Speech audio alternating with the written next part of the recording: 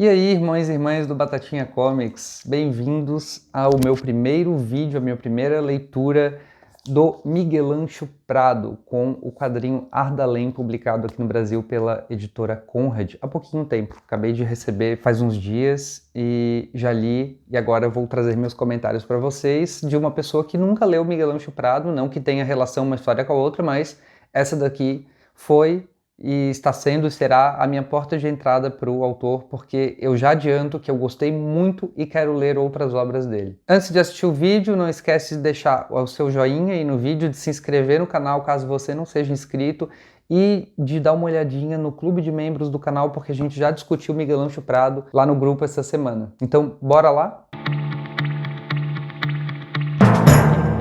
Bom, do que se trata Ardalém? Primeiro de tudo, assim que a gente abre o livro, a gente tem uma explicação do que significa o título, o que significa Ardalém. E ele significa literalmente o que parece ser, né? É o ar de além, o ar do além. Essa expressão significa um tipo de vento que vem do mar, um vento úmido com cheiro salgado, com cheiro de mar, e que, segundo crença popular, se origina nas Américas e atravessa o Oceano Atlântico até a Europa. Esse vento representa muita coisa nessa história, o mar representa muita coisa nessa história, e a gente vai descobrir logo por quê. Aqui a gente vai acompanhar a história da Sabela, que chega a uma pequena vila do noroeste da Espanha à procura de informações sobre o avô dela, que desapareceu há muito tempo. O avô dela era um marinheiro que trabalhou décadas atrás em navios que eventualmente parou de vir para casa, deixou de vir para casa.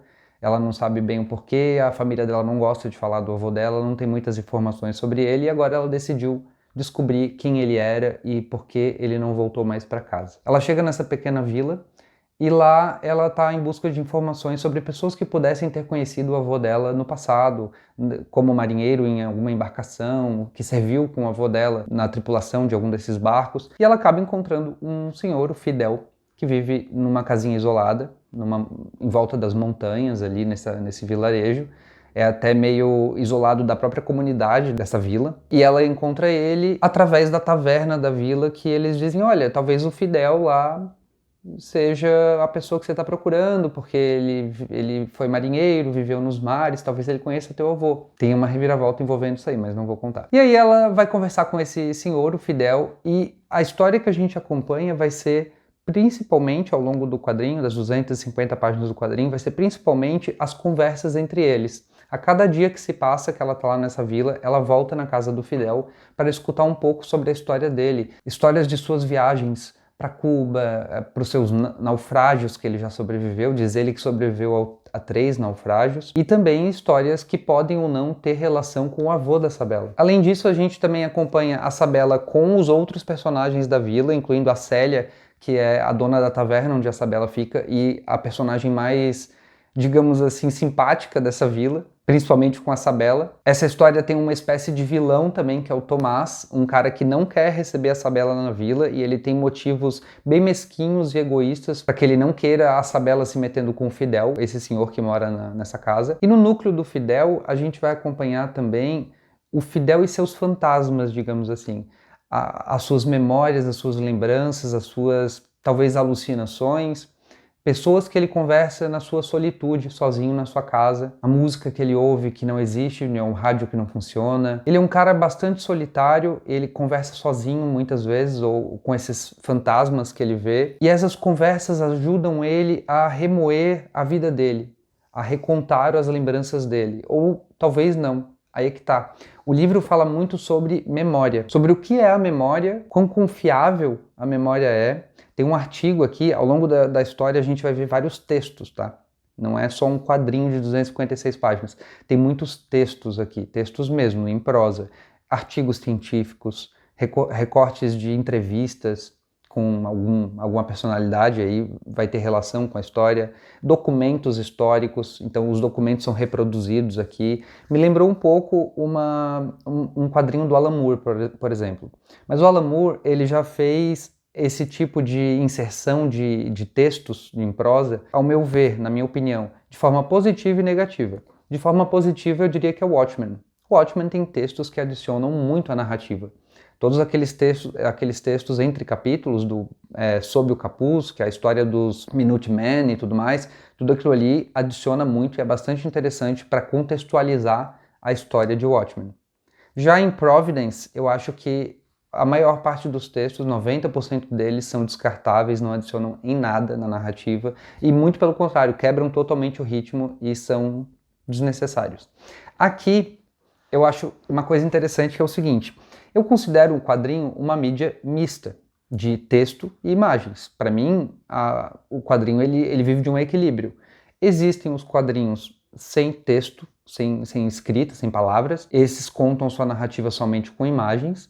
O texto, na verdade, está embutido na imagem, né? O roteiro, existiu um roteiro que guia o que deve ser desenhado, mas não tem o texto para você ler.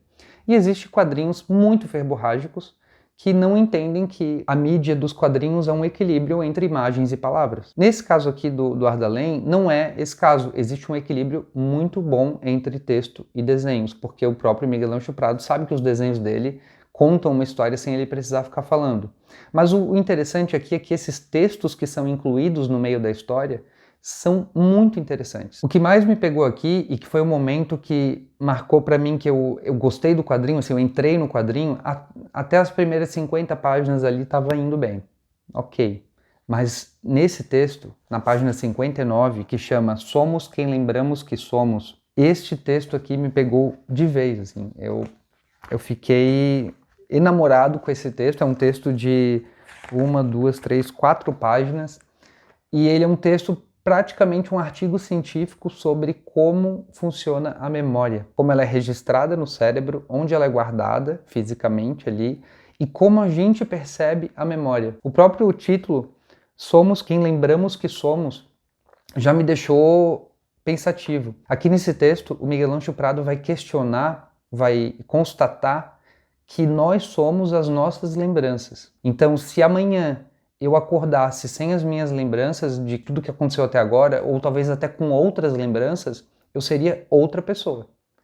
Se amanhã eu acordasse com outras lembranças e não as minhas atuais, eu não seria eu, seria outra pessoa, porque eu sou as minhas lembranças. E isso faz muito sentido, faz muito parte desse quadrinho. Então, assim, jamais, de maneira alguma, pule esses textos quando você for ler esse quadrinho aqui. Os textos estão aqui para serem lidos na ordem em que eles são colocados no quadrinho, porque eles vão informar o nosso entendimento sobre a história apresentada no quadrinho em si. Depois tem um outro texto, também com o mesmo propósito, que é um texto sobre o tempo. É uma entrevista com Mercedes Prieto Dunwald, de 48 anos, chilena, neta de galego e catedrática de física quântica no conceituado MIT, Instituto de Tecnologia de Massachusetts. Pelo que eu entendi no final do quadrinho, todos esses textos e essas pessoas são fictícias. O Miguel Ângelo Prado fala que ele mesmo criou essas coisas, não existem de verdade. Mas esse texto aqui é como se fosse uma entrevista com esta pessoa, a Mercedes, e essa entrevista é sobre tempo. Ela explica aqui como que funciona passado, presente e futuro. E, na verdade, ela explica que só existe passado e futuro, que o presente não existe. O futuro é o que está por vir e o passado é o que já passou. E o presente literalmente não existe. Assim que você percebe o presente, ele é uma lembrança na sua cabeça. Então você não consegue desassociar o que está acontecendo e o que você já lembra, porque a nossa percepção do que está acontecendo já foi registrada como uma lembrança. Enfim, é uma maluquice, eu achei interessantíssimo. É a primeira vez que eu li um quadrinho cujos textos que são introduzidos ao longo da obra, esses textos em prosa, eles elevaram tanto assim a obra para mim, porque eles me fizeram pensar muito sobre os textos em si, mas também, enquanto eu li o quadrinho, eu fui fazendo a relação entre o que os textos me disseram e o que estava acontecendo na obra em si.